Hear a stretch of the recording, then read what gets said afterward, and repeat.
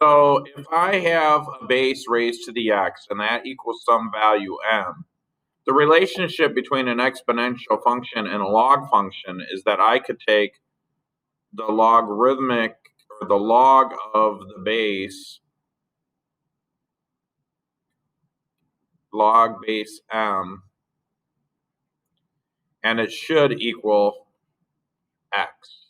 Okay, so let's identify some of these things. And sometimes you'll see it written like this. Well, you'll see it a bunch of different ways. Actually, let me change this.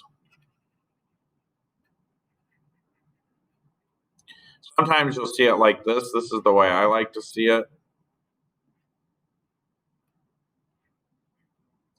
And I'm writing this down because that's the way I'm used to teaching it.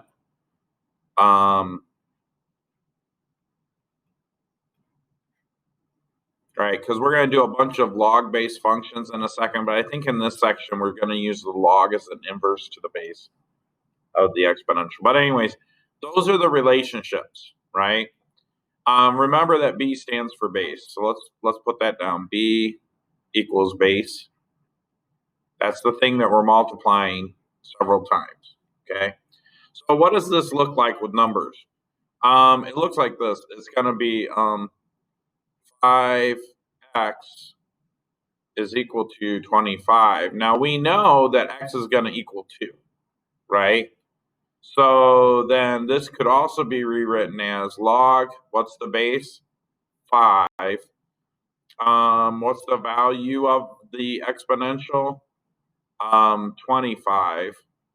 And then that's equal to x, but we know that that should equal 2. In other words, 5 squared equals 25. So I did all that because now we're going to do an example problem. And that example problem is pretty easy. We're given 9x equals 3, and we're asked to write this as a log function. So to write this as a log, we would say log base of 9, right? And what's the value that we have here? 3.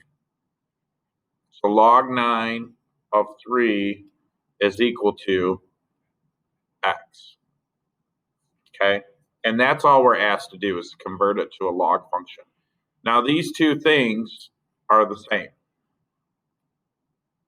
And that's it.